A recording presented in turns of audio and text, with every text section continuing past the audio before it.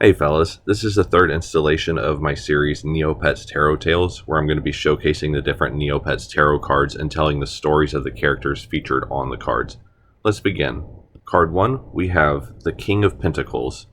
In its upright position, this card stands for abundance, prosperity, and security. When it is reversed, it stands for greed, indulgence, and sensuality. Now, I know people will be curious as to why this card is in the upright position. King Skarl is often depicted as being greedy and selfish, but I don't believe that depiction reflects how he runs his kingdom, which we're going to see shortly. His Neopedia entry lists his interest as eating, taking credit for the actions of others, and his darkest deed is allowing his knights to steal a magical orb from Darrigan's kingdom. He was honored for his role in leading Meridell successfully through 2 terrible wars, and he is related to King Hagen of Brightvale, who is his brother. Now, you'll also see he has an entry in the Gallery of Heroes. During the war against Lord Cass, after he was freed from the spell of the hypnotic court dancer, King Skarl was immediate with his actions against the invaders. He proclaimed a royal summons, which asked his people to join together and protect Meridell, then sent Jaren to lead a direct attack against the citadel. Skarl also enlisted the services of Kayla, who created a potion that defended his kingdom against Cass's ground attack. Here we see that although his brother Hagen is often portrayed as his wise opposite, Skarl makes a good character judgment and allows people around him to shine. When Skarl met Lisha and her friends, he portrayed himself as totally innocent, and the Neopedia and the Gallery of Heroes reflect his statement that he did not mean to steal from the Darrigan people and cause them to suffer. He tells a tale where he sent out some trusted servants to find a way to end the famine his people were suffering from. He merely sat complacently while his people stole from Darrigan. While I follow the canon and see the vision that the creators of Neopets intended during the Meridell plot, I think they were a little too generous in labeling him as an outright hero and his enemies as outright villains. With that being said, I'm also not a fan of the what if the bad guy was the good guy trope.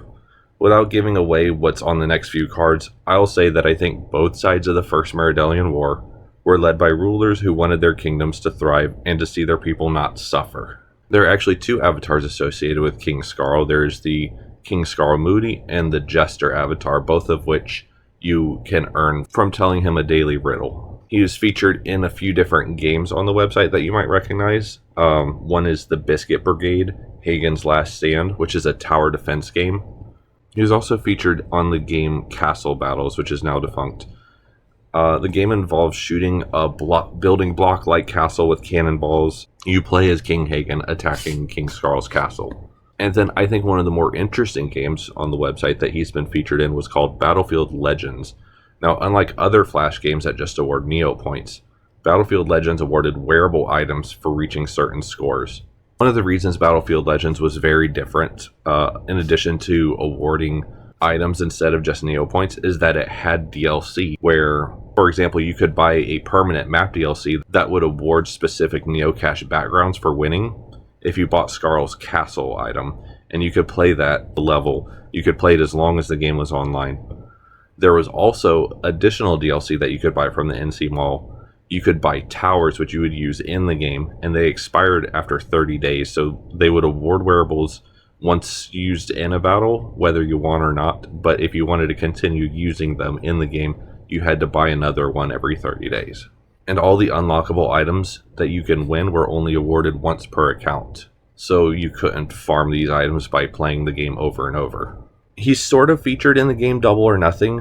While he doesn't appear himself in the game, his face does appear on the coins on the high score trophy. His castle is also featured in the game Escape from Meridell Castle, which used to have a contest where you could design your own levels and you could win a trophy if your level was chosen. It's very similar to Tyranian Mini Golf.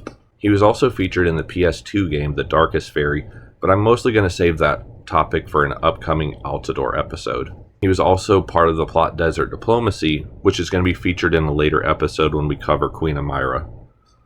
Lastly, he appeared on the Advent calendar in 2019, which awarded you the book, How to Make the Grumpy Old King Laugh.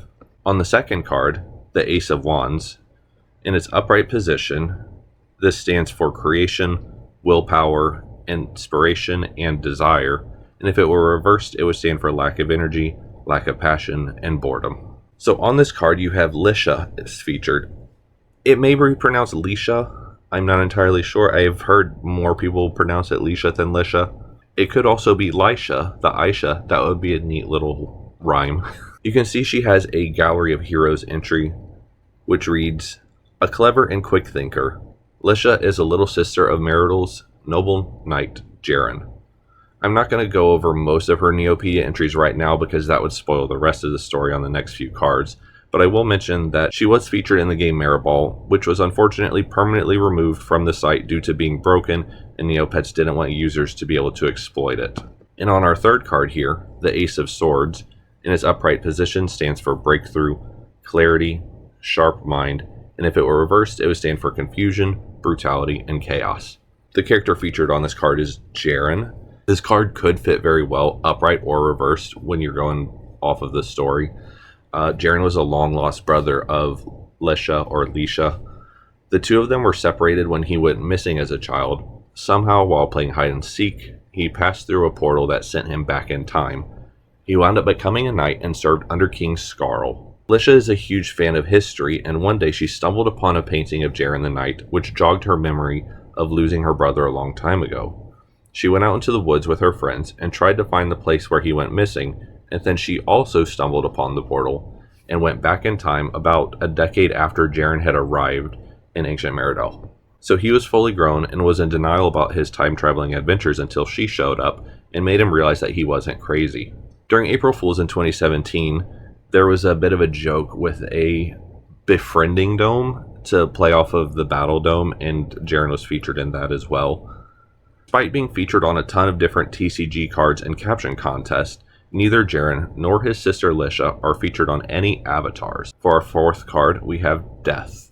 In its upright position, it stands for end of cycle, beginnings, change, metamorphosis, and if it were reversed, it would stand for fear of change, holding on, stagnation, and decay.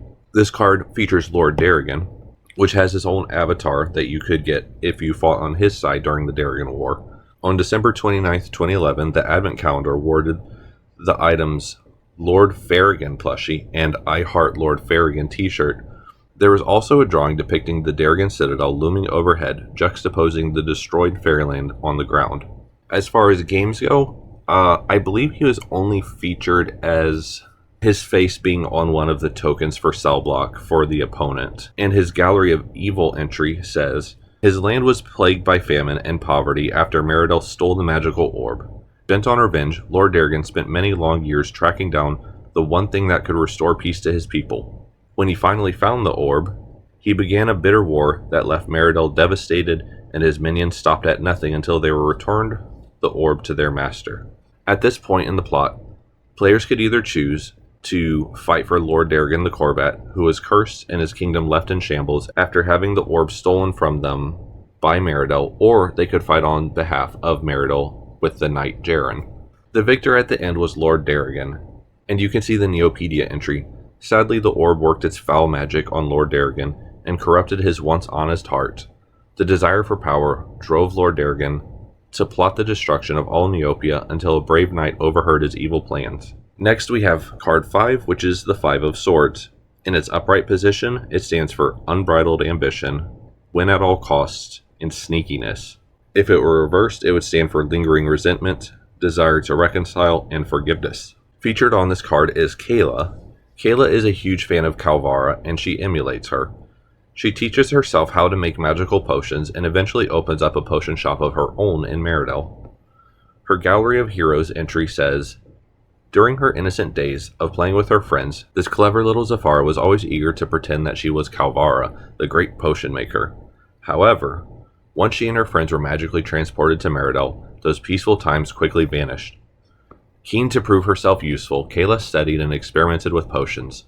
Finally, she was able to prove her ability to King Skarl by creating a potion that was able to increase the native Turtum pets into gargantuan size.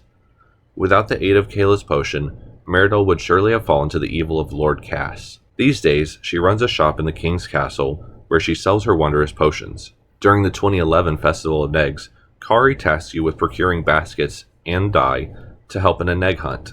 After playing a game of Pick Your Own, the berry farmer allows you to borrow some baskets. but comments that they're rather drab and could use some decorating. They direct you to the rubbish dump where you find some ribbons. The rubbish master points out that the cloth would make a great decoration if only you could manage to get the stains out. This is where Kayla comes in. Once you go to visit Kayla, she agrees to help you, but she drops her concoction and needs you to go capture a bunch of slugawoo for her to make another batch. You make your way over to Maraqua and catch the slugawoo, but when you return to Kayla, she confesses that she doesn't know how to get the slime out of the slugawoo herself. You need to go to Edna to have her help. Edna immediately agrees to assist you, and once you've extracted all the slime from the slugawoo, you return to Kayla, who gives you the dyes you need for Kari. Kayla was also the one responsible for coming up with the idea of transforming the Perturdum Pet's giant in order to defend Meridell. She wasn't just the one who she isn't just the one who made the potion, she's the one who came up with the idea to do it in the first place. Next we have Morris and Boris. These were just some kids who were playing D&D, essentially, outside of their school, and a couple of bullies came to pick on them. The group then went into town, where Lisha saw the painting of Jaren, and all four of them went together to search for the remnants of old Meridell. When the group arrived in Meridell, in the past, they appeared in King Skarl's castle, and they were captured by guards who didn't believe that the children were there from the future. The guards were in the process of taking the kids to the dungeon when a pair of Darrigan Neopets attacked. The kids, especially Kayla, proved themselves to be able to fight off the Darrigan attackers. The guards were thankful, and they took the kids to the king to explain what happened and asked his advice on what to do. On this card also is Lisha, which we mentioned briefly earlier. Her Gallery of Heroes entry says, after the Darrigan War, which began shortly after her arrival, Lisha and her friends were finally able to enjoy their stay in Meridell. At last, the young Aisha could enjoy making up for lost time with her brother. During the Cassian War, it was Lisha who saw through the court dancer's disguise, enabling her to break the spell that the evil enchantress had weaved over King Skarl, which had prevented him from aiding Jaren. Players who chose to be on Lisha and her posse's side to defend Meridell lost gravely in the battlefield to the players who chose to fight on behalf of the Darrigan Kingdom, reclaiming the orb to break the curse on them. When Lord Darrigan touched the orb, its power turned him fully evil. He decided that he didn't care to use it to help people anymore, and decided instead to use it to make himself more powerful. When Master Vex overheard what had become of him, he allowed the Yellow Knight to escape the Darrigan dungeon and passed the message along to the remaining armies that he had betrayed them. He convinced everybody to work together to overthrow the transformed Lord Darrigan. Our four explorers raised arms against him, and the orb fell to the ground as he collapsed. Who would capture it? Master Vex or the Grumpy King? The orb vibrated on the ground, and everybody watched with suspense as it broke open and the magic escaped. And lastly, we have card 6, the Knight of Swords. In its reverse position, it stands for no direction, disregard for consequences, unpredictability, and if it were upright, it would stand for action, impulsiveness, and defending beliefs. Lord Cass. So the card is reversed here because Lord Cass's vision is clouded. He wants to rule the kingdom, but for unclear purposes. He is plagued by nightmares and visions. He hears outside voices directing him to be more ambitious and telling him that he's not good enough. Now you may recognize Lord Cass as being the user lookup shield for 22-year-old account.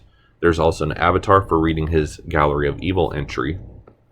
And he has an assistant named Morgus, who served Lord Darrigan and now is serving under Lord Cass. Morgus is a Mohawk, but someone in the Neopets team seems to have gotten him confused and thought he was a cow. He is a member of the Order of the Red Ursum, and he sent his daughter to dance for King Skarl's court and hypnotized them with her dancing. Lisha was the only one who was able to see through her spell, possibly because she was wearing glasses, possibly because she was ace. Who's to say? During the time the court was hypnotized, Lord Cass's army was making their way towards Meridell. And then, if you look up the Neopedia entry for Cass Basher, yes, a game has its own Neopedia entry. First, a whoosh of air, followed by the sound of a hard whack. Then the sound of three boys laughing, carried by the wind across the citadel's cold iron surface. My turn, one of them shouts, taking hold of the bat. Another runs to grab a small purple ball. Nope, that's not a ball. Something with a beak? He climbs up one of the street lamps, the little purple thing he held tight in his hand. Climbs up high, so he's sitting right on top of the words, Lord Cass Boulevard, then looks down. Ready? He asks. The other boy looks up. Ready? The third boy is far down the street. Ready! He shouts and waves. It's still too early for most adults to be up. The sun is still sleeping in the east horizon, while the moon is just setting down for the bed in the west. The boy on the sign drops the purple-beaked thing. The boy on the street hits it hard. The boy at the other end of the street gets below it, catching it with one hand behind his back. Great catch! The first boy yells, climbing back down the street sign. Behind your back and everything, the second boy says, handing the bat off to the kid climbing down. My turn to swing, the third one says, carrying the little purple-beaked thing. They argue for a little while, the sun bringing its first rays of light to the sky. They switch places, get ready, and the purple thing drops again. Whack! It flies high this time, higher than they've ever hit before. Up, up, up, down, down, down.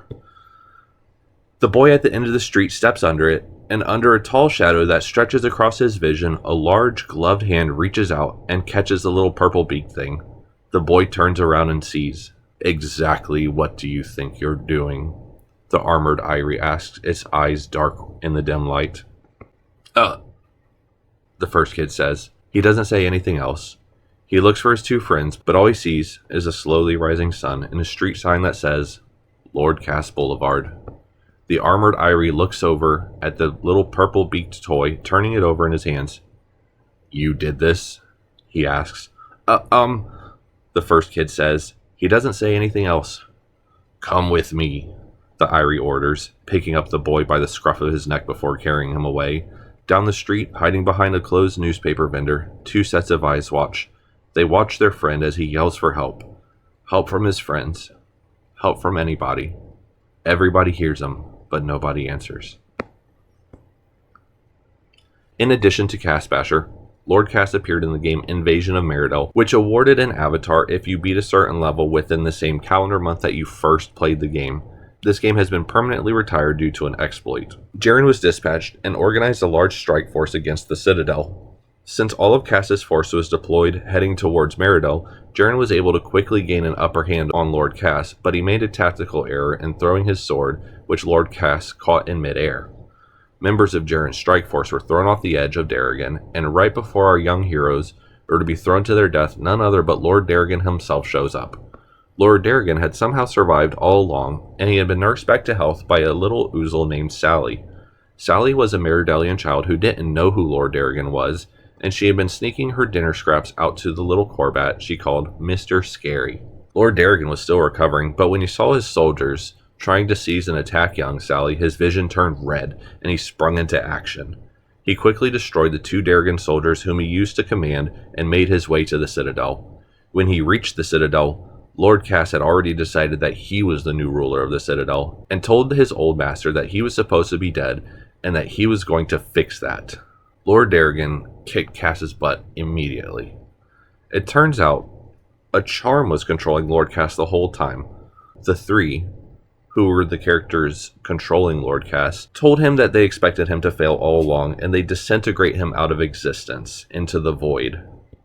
Where is Jaren? Celia rescued Jaren, who had fallen off the Citadel, to his supposed death, and she sets him down in the castle, and his lifeless body just lies there for a long time while the king and his court celebrate their victory. Lesha just lays there with her head over her brother's chest, crying her eyes out for the whole party, until suddenly he wakes up. And that wraps up these cards. I just want to make a special thanks to the YouTuber Neopian Lore for their coverage of both the Champions of and the Battle for Meridell plots. I highly recommend watching their video. I think it tells the story in a very entertaining way. And I'd also like to thank Jelly Neo and Dr. Sloth's Image Emporium